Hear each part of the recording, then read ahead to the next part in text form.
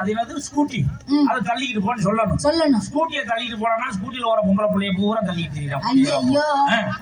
ஒரு சின்ன வண்டியை வாங்கி கொடுக்க வேண்டியதான்.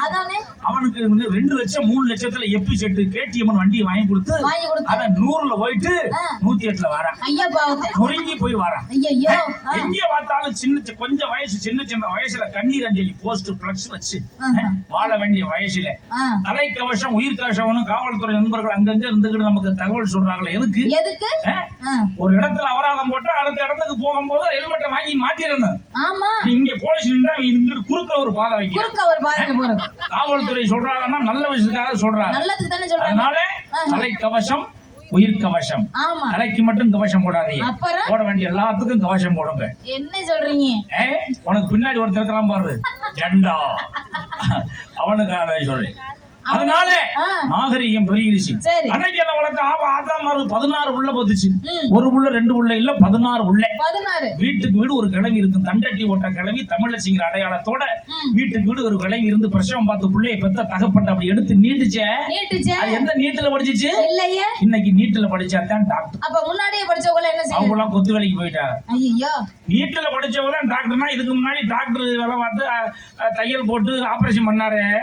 தையல பூரா பிரிச்சு விட்டுருமா என்ன? இல்ல ஒருவேளை நாங்க தான் நீட் எல்லாம் பாஸ் பண்ணா மட்டும் எங்களுக்கு வேலை கிடைச்சிருமா? இல்ல நாங்க தான் நீட்ல பாஸ் பண்ண எங்களை விட்டுருவீங்களா? முடியுமா?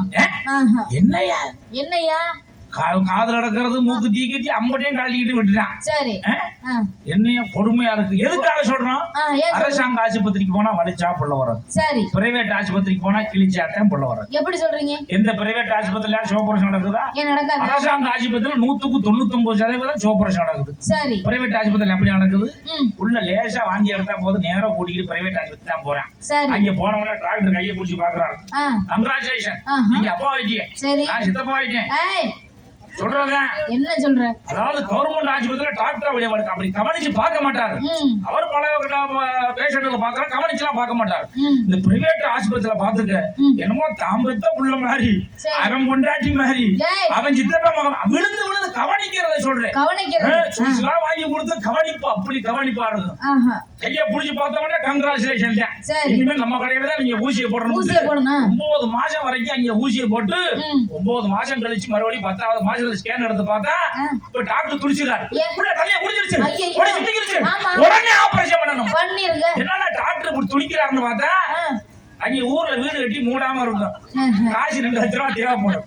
உடனே பிள்ளைக்கு ஆபரேஷன் பண்ணி 1.5 ரூபாய் பிளேட் எடுத்து ஒரு கிளி வச்சு பிள்ளைய கொலை கட்ட மாதிரி கையில எடுத்து கொடுத்துருவாங்க. ஆமா, அந்த பிள்ளை அவன் போட்ட ஊசிக்கு பிள்ளை 4 கிலோல பெருத்து போயிருக்கும். கொண்டு மறுபடியும் இங்கு பெட்டில வச்சு அதுக்கு மறுபடியும் 50,000 ரூபாய் கட்டணும். எதுக்காக சொல்றோம்? அரசு மருத்துவமனைகள்ல மகப்பேறு திட்டங்கள் நலத்திட்டங்கள் நல்லபடியா இருக்கு. அதனால அரசு மருத்துவமனையில் நீங்க பயன்படுத்திக் கொள்ள வேண்டும் அப்படிங்கிற நல்ல எண்ணத்தோட அதை சொல்றேன். சரி, அதனால அரசு மருத்துவமனைக்கு